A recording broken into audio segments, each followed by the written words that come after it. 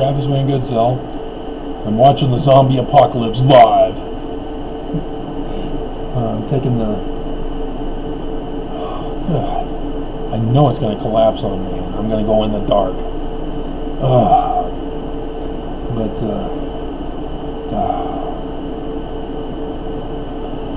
But I thought I'd do a video. I don't know if I wrote it down in my book of notes, but I saw a video about is it moral to be homosexual or something like that. And I thought I'd explain Mormon philosophy. I've already done these books way back in the day. So what you're hearing now is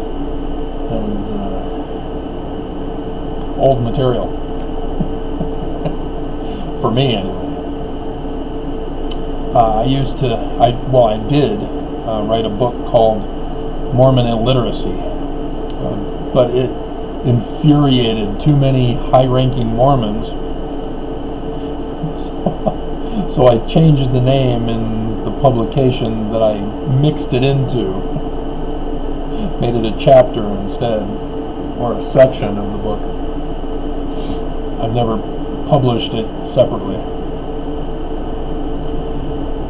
But in the Mormon Illiteracy, I went over the different categories of grammatical,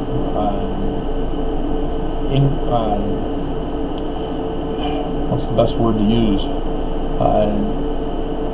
Linguistic errors that people can make in language. Mormons make them all with the Mormon philosophy. Everything from translation errors to interpretation errors to grammatical errors, and so on and so forth. I went over all the different categories. There's about 10, somewhere around there. I don't know if I've counted, and it's been years since I published it through Amazon in the one book. I think it's Mormon Theology or Mormon Philosophy. Philosophy of Mormonism, I don't think I put it in that one. That was the first version that I published.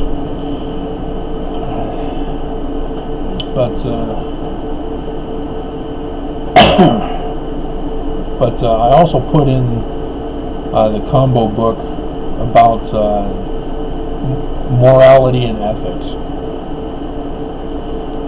So as part of my degree, dual bachelor's, at a non-Mormon university, I was well educated in philosophy, all things philosophy. And so, interesting thing though, is that if you can't replicate a theory, then you've got to drop it as a theory. You need to be able to test it. If you can't test it, replicate it, you got to drop it. It's just foolish to claim something without being able to show people how it works. And so when you get to morality,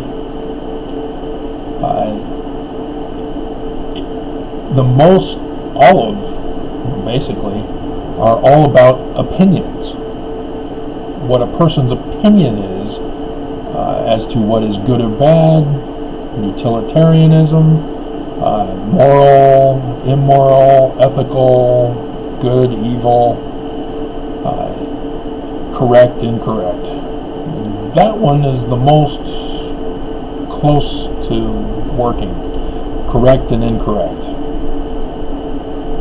The Constitution that we have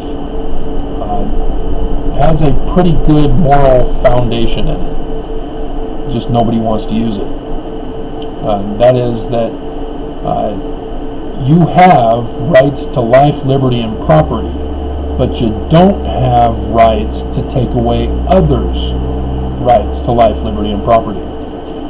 And so, as you can tell today, everybody's saying, I want rights to life, liberty, and property. Screw you and your rights to life, liberty, and property. You can't do that. You have to have rights for everybody equally. And people think it's complicated to do. It's not. It's when you start imposing yourself onto others. When you have slavery. When you have an economic system that includes slavery. That's what our economic system is, if you didn't notice. The workers who make the money for the bosses do all the work and don't get paid enough to live, especially live like the bosses. That's a slavery economy. And everybody thinks that that's the best we can come up with, because that's what my mom told me. And I was like, what? This is the best they can come up with? And she almost went into, it's God's economy. She stopped herself before saying it. Thank God she did. Oh man, I would have probably blown at her. What? I've read the scriptures. That is not God's economy.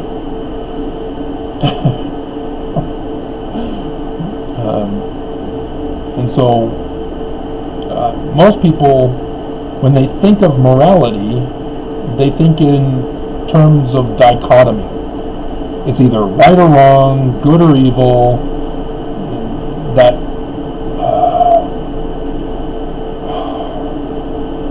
I'm just gonna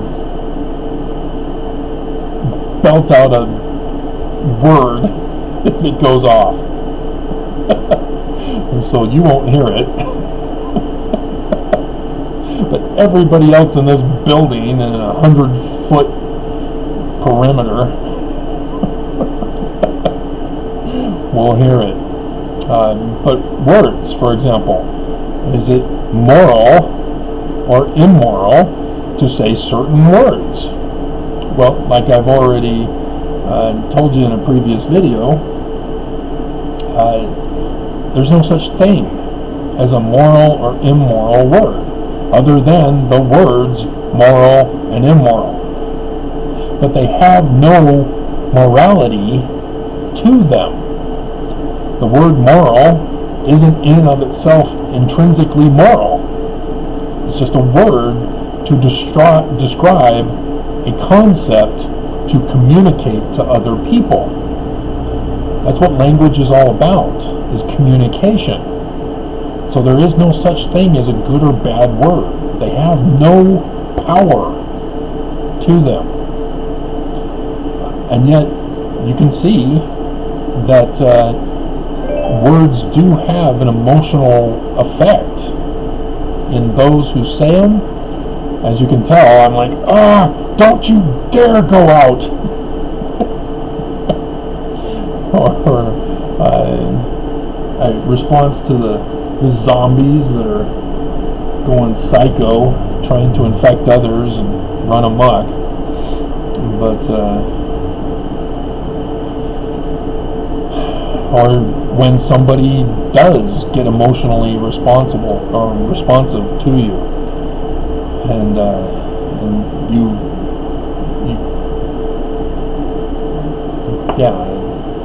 but in and of themselves, they're not good or bad. But doesn't stop people from trying to turn words into idols and magic and superstition.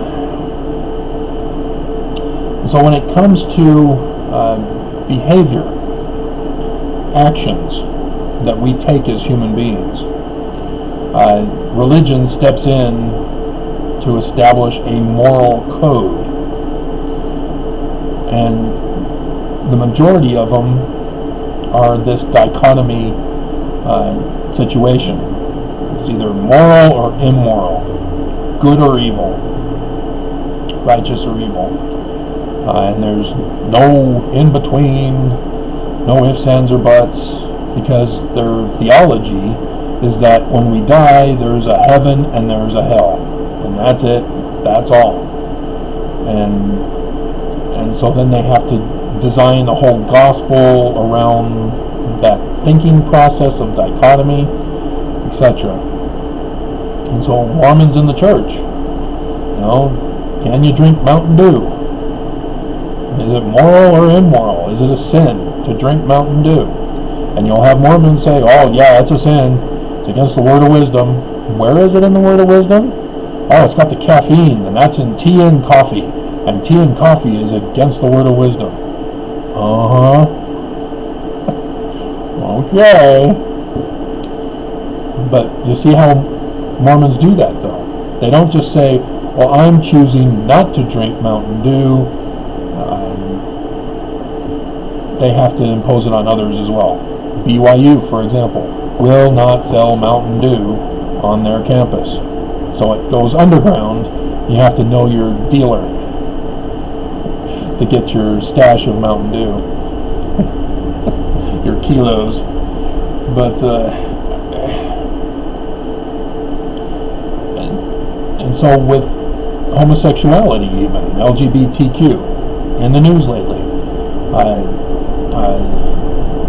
is it okay for the church to impose on non-Mormons laws that punish people for being LGBTQ? And the answer is no. But it's Brigham Young who changed Joseph Smith's morality into the Christian dichotomous morality. And I don't think anybody understands that.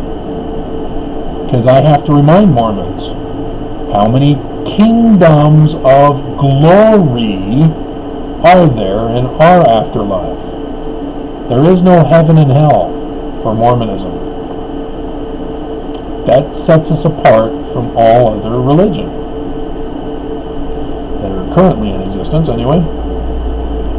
And so when Mormons forget their own plan of salvation, they get caught up in the, oh, heaven and hell, oh, that's bad, oh, that's good, oh, that, I can't touch that, I can't see that, I can't hear that, I can't smell that. Sometimes there's some things you don't want to smell. Like my apartment when it gets to 72 degrees and I have to shut everything off and I don't have air to blow. But hear no evil, see no evil, speak no evil. Well, that's based on the dichotomous morality. And so Mormons and the church leaders are perpetuating this. They're the ones that are interfering in the court cases to try to punish people for being LGBTQ. And that's not Mormonism. If the church stepped back and said, okay, wait a minute, what is our plan of happiness? Are we going to follow Lucifer's, or are we going to follow Heavenly Father's plan? And if we're going to follow Heavenly Father's plan, how are we going to treat our members, and how are we going to treat our neighbors who don't want to be members?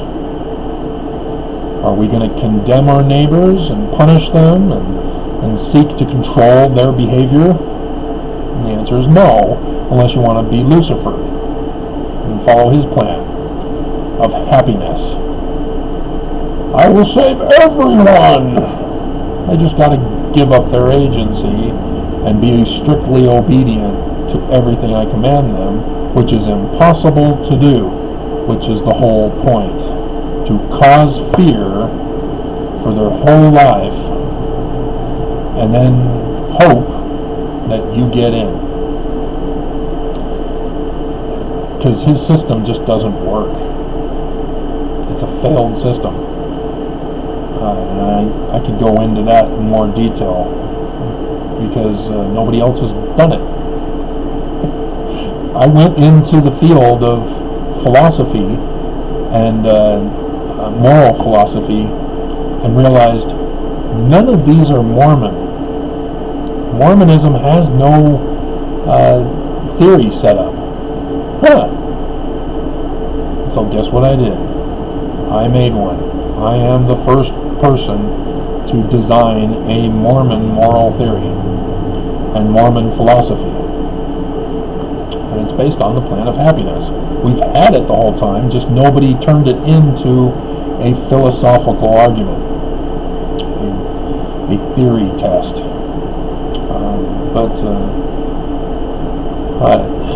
And so, in short, for Mormons, yeah, you can have a celestial law. Saying, well, this is what it takes to get into the celestial kingdom. This is what you need to do. If you choose not to do that, that's okay. We're not going to hunt you down and punish you with all sorts of tortures. Hacking your computer and changing your internet service, destroying your air unit, destroying your water pipes, threatening to evict you, disappearing you for 6 years of your life. Yeah. And so, I mean, if you understood that the only thing for celestial kingdom is one man, one woman making a marriage work. That's it. It's not a complicated philosophy. It's not a complicated morality.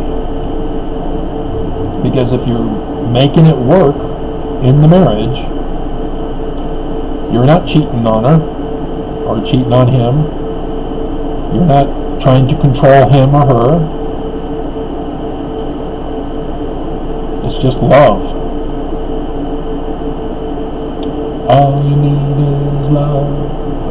La la la la la. All you need is love. John Lennon, shot in the back. Very sad. Independence Day. And so, yeah, it's not complicated. And so if people don't want that,